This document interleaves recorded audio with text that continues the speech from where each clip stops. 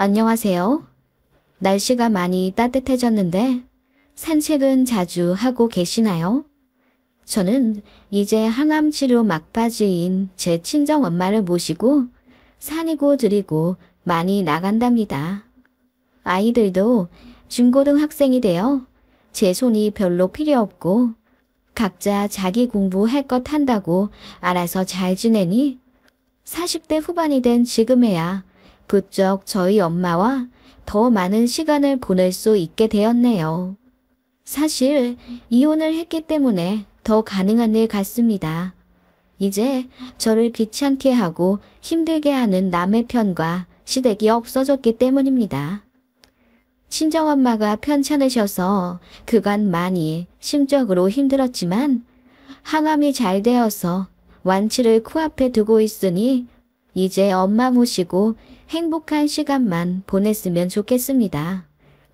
암 환자 친정엄마와 제 남편과의 이혼이라 많은 사연이 있을 거라고 추측하실 겁니다.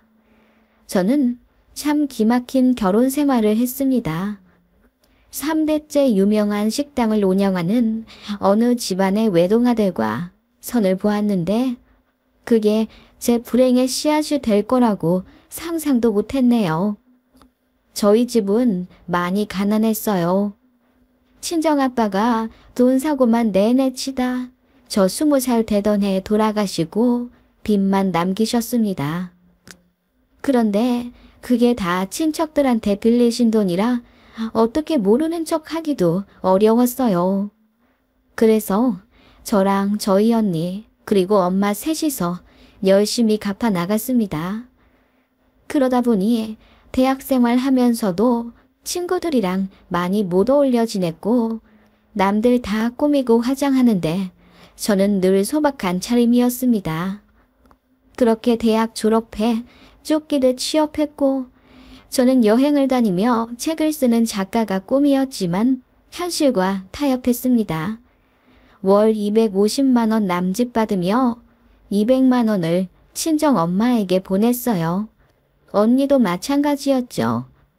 그렇게 6, 7년을 나 죽었다 생각하고 돈을 갚았더니 모든 빚이 상환되었습니다. 엄마랑 언니랑 셋이서 얼싸안고 좋아했네요. 그즈음 이제 좀 살겠다 싶어 남들처럼 연애도 하고 놀러도 다닐까 싶었지만 저에겐 친구도 패션 센스도 없었습니다. 초라해진 저였지만 나이가 나이인 만큼 또 제 자랑 같지만 외모가 그리 나쁘지 않았기에 선이나 소개팅 자리가 곧잘 들어왔었네요. 그렇게 몇 번 이 남자 저 남자 소개받아 만나게 되다가 구자라는 전 남편을 만나게 된 거죠. 그 사람도 저를 너무나 마음에 들어 했고 처음 만나자마자 저랑 결혼하고 싶다며 설레발을 쳤어요. 저는 말이 별로 없었고 남자 만나는 게 어색해서 그냥 수줍게 웃곤 했는데 저의 그런 면이 굉장히 참해 보였다네요. 그 남자의 저돌적인 구애에 저도 마음이 넘어갔고 그렇게 1년 정도 재밌는 연애를 했어요. 그 사람이 저를 데리고 이곳저곳 여행도 많이 시켜줬고 맛있는 것도 많이 사줬거든요. 너무나 가난해 엄마 아빠도 안 사주셨던 킹크랩, 툭불 소고기 등 귀한 음식들을 그 남자 덕에 먹어보니 제가 공주라도 된 기분이었죠. 참 바보 같았지만 저는 그렇게 먹을 것에 넘어갔나 봅니다. 그런데 시댁들 집안에서 저를 반대하셨어요. 이유는 저희 집이 별 볼 일 없다는 거였습니다. 보통 사람이 들으면 화를 낼 법하지만 저는 자존감도 자존심도 쪼글쪼글해져 있었기에 어쩔 수 없다고 생각했어요. 그런데 그 남자가 저를 포기하지 않고 계속 밀어붙여서 결국 결혼까지 하게 된 겁니다. 남편 될 사람 집은 대대로 지역에서 유명한 식당을 하는 자영업자 집안이라 엄청 부자였어요. 시부모님 차가 3대, 어머님 아버님 각자 명의로 아파트 한 채씩 있고 남편과 시누이 둘까지도 20살 되자마자 집이랑 차를 하나씩 사주셨더니 말 다 했죠. 남편은 애초부터 직업 가질 생각이 없었고 부모님 가게 물려받아 할 계획 있던 사람입니다. 저는 가게 일에 자신이 없었고 또 제가 다니는 회사에 이미 적응을 해서 만족을 하고 있었기에 결혼하면 계속 직장인으로 남고 싶다고 했습니다. 남편도 분명 제 뜻을 존중해 줬었고요. 당연하지. 나도 하기 싫다는 사람 억지로 붙잡고 일하게 하고 싶지 않아. 내가 돈이 없는 것도 아니고 직원 하나 더 구해 쓰는 게 일도 아닌데 뭘. 그런 남자에게 너무나 고마웠어요. 그리고 제가 모아둔 돈이 없어서 결혼은 좀 미루고 싶다고 했더니 남자가 떵떵거리며 자기한테 돈이 있는데 무슨 말이냐며 자기만 믿으라고 하더군요. 그래서 그 남자가 하도 최근 한 해 통에 만난 지 1년 반 만에 결혼식을 치르게 된 거죠. 남편이 집과 가전, 가구 모두 해왔기 때문에 모든 사람들은 제가 신데렐라라고 생각하더군요. 아파트도 1군 브랜드였거든요. 저도 좋았죠. 저를 그렇게 사랑해주는 남자가 모든 걸 다 해준다니 싫다 할 여자가 어디 있겠어요. 다만 모든 것은 하나를 얻으면 하나를 잃듯이 저는 시댁에서 걸레만도 못한 취급을 받았습니다. 제가 결혼할 때 겨우겨우 모은 2,500만 원에서 1,000만 원으로 예단을 해갔습니다. 어머님이 모피를 좋아한다고 하셔서 800만 원짜리를 하고 200만 원 가량으로 이부를 해갔습니다. 그랬더니 시어머니가 제 얼굴로 그 무거운 모피를 던지시며 야, 너 모피 볼 줄도 모르냐? 누가 800만 원짜리를 입어? 나한테 있는 모피 3장이 전부 1,500만 원이 넘는데 돈이 없으면 줬기를 하지 그랬어. 센스가 그리 없니? 라고 소리를 지르셨네요. 그 핏대 잔뜩 세워 저에게 소리치신 얼굴이 아직도 기억에 선합니다. 제가 너무 놀라 소리 없이 울자 제 편을 들어줄 줄 알았던 남편이 와이프가 잘 몰라서 그래. 없는 집에서 시집 온 거 알잖아. 엄마가 딸이다 생각하고 좀 알려주세요. 라고 하더군요. 그 말에 저는 남편에게 굉장한 배신감을 느꼈죠. 그날 집에 와서 서운하다 펑펑 우는데 남편이 저더러 현명하게 생각하라고 하더군요. 돈줄은 어머님이 갖고 있는데 밉보여서 좋을 게 뭐냐면서요. 아까 제 편 들어주지 않은 건 다 저를 생각해서 한 행동이었다며 그 자리에서 제 손잡고 뛰쳐나갔다면 우리는 집도 차도 없이 그지로 살아야 됐을 거라더군요. 그때는 왜 그렇게 순진했는지 많은 것을 누리고 살려면 어쩔 수 없는 것도 있구나 라고 생각했습니다.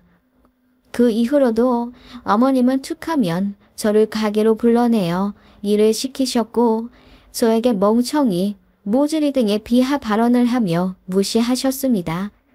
어머님은 그렇게 저에게 그날 받은 스트레스를 화풀이 상대로 쏟아 부으시고는 며느리가 편해져서 그래. 나는 내 딸들한테도 그런다. 이런 거 다 담아두면 우리 절대로 가족 못 된다. 알지? 그리고 난 뒤끝이 없어. 너도 다 있거라. 라며 혼자 앙금을 풀어내셨죠. 제 마음은 산산조각이 나 버렸는데 말이죠. 그리고 제가 회사 일하고 있는 거 알면서 평일 낮이고 밤이고 상관없이 가게 일 도우러 오라고 호통치셨습니다. 저는 분명히 결혼 전에 남편에게 직장인으로 살고 싶다고 이야기가 됐었는데 남편은 이에 대해 모르쇠 하더군요. 급기야 어머님은 저에게 회사를 관두라고 하셨습니다. 저는 그쯤 아이 낳고 복귀해 팀장을 달고 본격적으로 회사에서 인정받으며 열심히 일하고 있을 때였거든요. 제가 그건 어렵겠다고 하니 어머님이 저희 집에 찾아와 당장 이 집에서 나가라고 하셨습니다. 내가 해준 집인데 내가 하라는 대로 안 하면 나가야지 뭐 별 수 있니? 네 자식 두고 나가라. 라며 막무가내 집을 거의 반 부셔 놓으시더군요. 그때 아이가 너무 놀라 울면서 경기를 했고 제가 남편에게 제발 좀 말려달라고 했지만 남편은 우리가 시댁에 얹혀 사는 입장이기 때문에 어머님 말을 들어야 한다고 했습니다. 그리고 저에게 무릎 꿇고 빌며 제발 회사 관두어주면 안 되겠냐고 하더군요. 월급보다 돈을 더 받을 수 있는데 왜 멍청한 짓을 하냐며 아이도 있는데 저더러 이기적으로 굴지 말라더군요. 결국 회사 관뒀습니다. 관두고 시댁 가게도 오며 몇 년 지내고 있었는데 남편이 슬금슬금 저에게 가게를 맡기고 본인은 빠지더군요. 저는 남편만 믿고 회사를 관뒀는데 이제와 본인은 제가 있으니 다행이라며 골프 치러 다니고 친구 만나고 반백수로 살더군요. 저는 시부모님이랑 같이 가게 하면서 시집살이 엄청 당하며 고생하고 있는데 말이죠. 그래서 근 10년간은 남편이랑 사이가 굉장히 안 좋았습니다. 결혼 전 다정하고 온전한 제 편이었던 모습은 이미 사라진 지 오래였고 어쩔 땐 시어머니보다 저에게 더 폭언을 하더군요.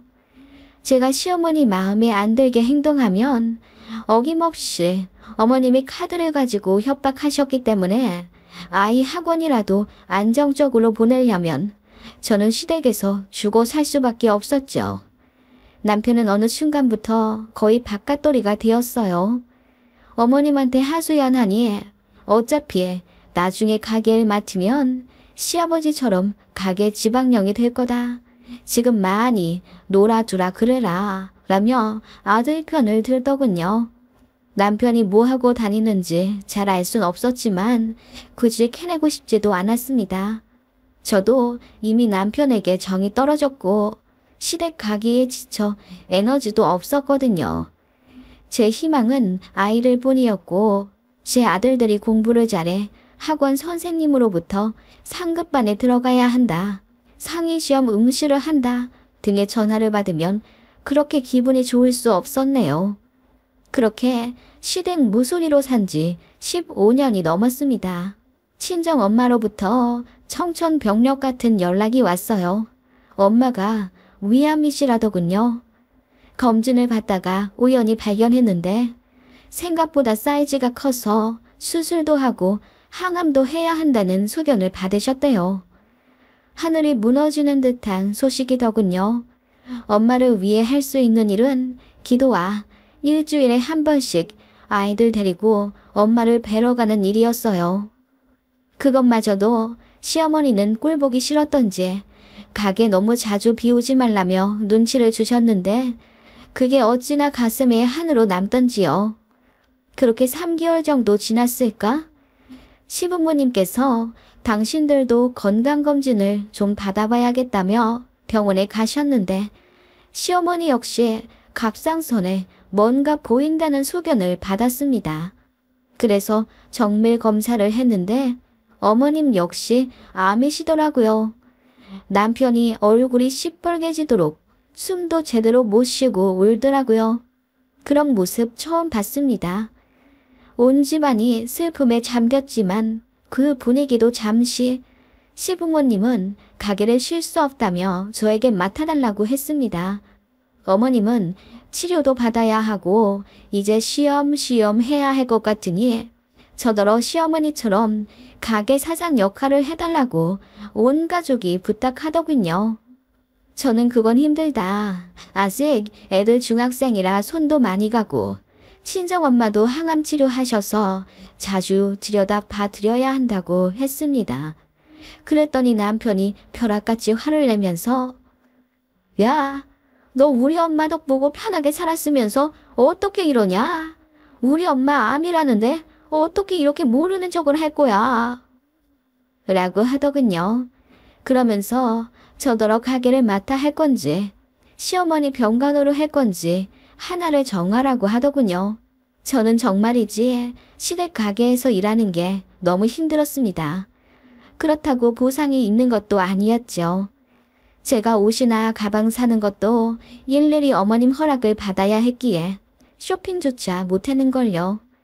게다가 남편 본인조차 가게 일에 대해 아무것도 모르고 하려고 하지도 않으면서 저에게 강요하는 게 너무 어이가 없었죠. 그래서 당신이 이 집 아들이니까 당신이 맡아서 하라고 했더니 알겠으니까 시어머니 병간호를 맡으라고 하더군요. 대신 우리 엄마 옆에서 24시간 내내 붙어 있어. 우리 엄마가 먹고 싶다는 거 다 해다 드리고 심부름 전부 해. 가게 일 안 할 거면 이거라도 해야 하지 않겠어? 당신 정말 너무하네. 나 지금까지 결혼 생활하면서 단 하루도 성실하지 않은 적이 없었어. 시집살이, 집안일, 당신이랑 애를 뒤치다거리 다 했는데 지금 이런 지금 뭐야? 그리고 우리 엄마도 암 환자인 거 잊었어. 시어머니만 안 걸리셨냐고. 야, 우리 엄마가 너한테 얼마나 잘해줬는데 그걸 시집살이라고 하냐. 네가 일을 못하니까 엄마가 잔소리 좀 할 수 있지. 너는 예전부터 느꼈지만 너무 꽁에 있어서 탈이야. 남편은 저에게 그렇게 이야기하며 시어머니 병간호 안 할 거면 이혼하자고 하더군요. 저 대신할 여자 널리고 널렸다면서요. 그 말 듣자마자 저도 머릿속에서 이성의 끈이 툭 끊기는 느낌이 났습니다. 내가 왜 이런 수모를 당하며 결혼 생활을 이어가야 하나 정신이 번쩍 든 거죠. 그래, 이혼하자. 나도 이런 생활 이제 그만하고 싶어. 제가 그 말을 하자마자 남편이 피식 웃으며 어디 한번 해보라고 하더군요. 저는 그날 이후 정말 변호사 사무실에 찾아가 바로 이혼 소송 준비를 했습니다. 그러자 시어머니가 노발대발하면서 자기 암 걸렸는데 이럴 거냐고 난리를 치시더군요. 어머님, 저희 친정어머니도 암 걸리셨는데 어머님 하나도 신경 안 쓰셨잖아요. 심지어 저더러 친정엄마 본다고 자주 자리 비우지 말라고 눈치까지 주실 정도였는데 어머님 몸속에 있는 암이랑 우리 엄마 몸에 있는 암이랑 다른 건가요? 제가 냉랭히 얘기하자 시어머니가 깜짝 놀라시며 말도 제대로 못하더군요. 저는 다 이야기했습니다. 결혼해서 제가 얻은 건 집 하나뿐이었다고. 심지어 그 집은 제 명의도 아닌 어머님 집이고 매일 두 발 뻗고 편히 쉰 적이 단 한 번도 없는 집이라고 했습니다. 저는 결혼 생활 내내 시댁을 위해서 일했고 모진 소리 참아가며 무소리처럼 살았다고 했죠. 모든 증거가 있으니 법이 알아서 해줄 거라고 차분하게 얘기했더니 어머님이 덜컥 실감이 나셨는지 제 손 붙잡고 빌더라고요. 너 없이 가게를 어떻게 하니? 너도 알잖니? 우리 아들놈 장사에 소질 없는 거. 저에겐 가게가 문제가 아니고 제 인생이 걸린 문제입니다. 시어머니는 그제야 저에게 미안하다며 사과하셨고 남편도 뒤늦게 겁이 났는지 저에게 한 번만 봐주면 안 되겠냐 반성했다. 이혼만은 참아달라 빌더라고요. 저는 그대로 이혼 소송 진행했습니다. 그리고 진행하며 알게 된 사실이 있었죠. 바로 남편이 외도를 했다는 점이었네요. 솔직히 밖에서 뭐하고 다니나 궁금은 했는데 알고 싶지 않았다는 게 맞았다는 것 같아요. 집안일에 가게 일에 너무 지쳤었거든요. 그런데 남편은 제가 시댁 가게에 매달려 살고 있을 때 5살 연하의 유부녀를 만나고 다녔더군요. 그 여자의 남편에게 그 사실을 알렸습니다. 그리고 제 남편은 그 여자 남편에게 사정없이 맞았습니다. 시어머니가 그 꼴 보고 뒤로 넘어가시더군요. 그렇게 모든 자료 제출해 이혼 소송에서 2년 만에 이겼습니다. 위자료 3천만 원에 그동안 시댁에서 일했던 값을 시급으로 매겨 2억 정도 추가로 받아냈어요. 그리고 양육권과 양육비를 아이 한 명당 40만 원, 총 80만 원 받기로 했습니다. 그렇게 저는 아이들 학교 근처에 전세로 아파트를 얻었고 친정엄마를 모셔왔어요. 그리고 살뜰히 간호하며 항암 치료 받으시게 했지요. 그렇게 엄마는 모든 치료를 이겨내며 저의 간호를 받으며 많이 나아져 가시고 계세요. 지금 벌써 이혼한 지 2년이 흘렀는데요. 큰아이는 고3인데 아마 우리 학교에서 최고 좋은 대학교에 갈 듯하네요. 둘째도 공부에 소질이 있고요. 전 남편과 그 집안의 근황은 들을 때마다 놀랍더군요. 일단 전시댁 가게가 망했습니다. 어머님이 손 떼고 전 남편에게 위임하려 하셨는데 남편이 운영을 개떡같이 해서 알바들도 하루아침에 다 간둬버리고 손님도 끊겼다네요. 그래서 어머님이 다시 사장으로 들어오셨는데 어머님 역시 항암 중이라 몸이 약해지신 관계로 운영을 제대로 못하셨다네요. 결국 저의 이혼 이후 2년 만에 가게는 폐업을 했고 그동안 벌어둔 돈을 빚 갚는 데 쓰느라 어머님 아파트 하나를 팔았다고 하더군요. 그리고 나서 또 가게를 낸다고 아버님의 아파트를 팔았는데 그거 역시 망해간다는 소문이 있고요. 남편 명의 아파트 하나 있는데 아마 거기서 시댁 식구들 다 모여 살겠죠.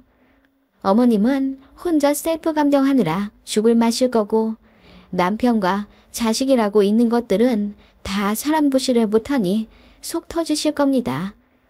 남편이 가끔 제 아이들을 만나면 자기 조만간 알거지 될 것 같으니 엄마랑 다시 합치게 도와달라는 헛소리를 한 모양인데 아들들은 전적으로 제 편이라 그런 소리 한 번만 더 하면 연락도 안 할 거라고 했다더군요.